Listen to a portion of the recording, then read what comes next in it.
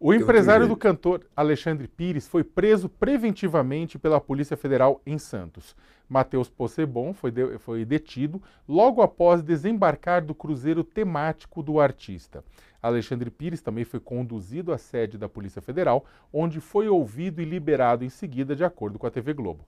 O músico e o empresário são investigados pela Polícia Federal por suposto envolvimento com garimpo ilegal em terras indígenas. Segundo a Polícia Federal, Alexandre Pires teria recebido pelo menos R$ 1 milhão de uma mineradora investigada.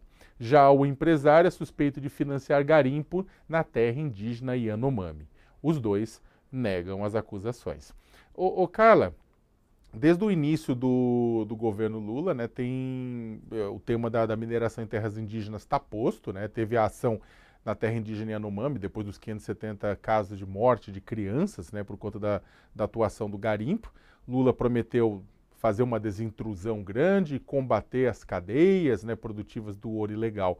Como é que você tem acompanhado o tema em Brasília? Como é que isso tem repercutido? O governo, na sua opinião, tem conseguido dar vazão a isso?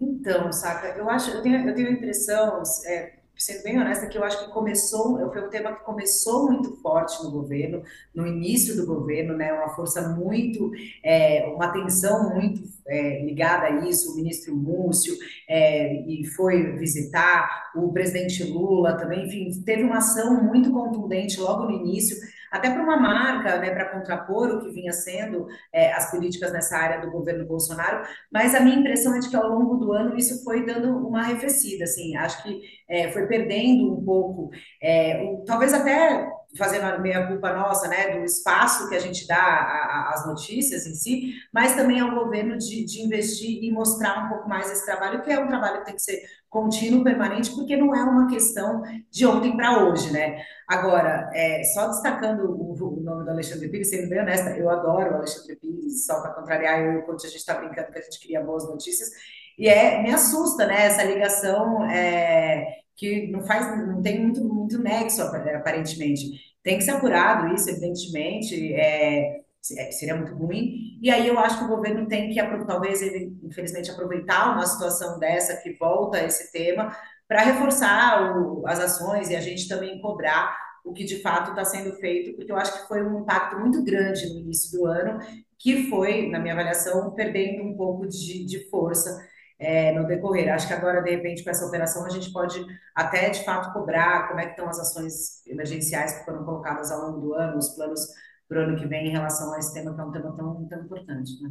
Ô, Coach, como é que você vê o fato do. Exatamente que vocês estavam comentando isso, né? Você vê o fato de um cantor popular, né? Extremamente famoso, extremamente carismático, Alexandre Pires, né? Referência para milhões, sendo investigado exatamente numa ação em que teria lucrado com a mineração ilegal em terra indígena, né? Você tem, por mais que seja, a Carla mesmo colocou, assusta por conta dessa distância, mas ao mesmo tempo isso mostra que isso está mais próximo da gente, está mais próximo do pessoal que mora nas cidades, né, do que o pessoal imagina, né?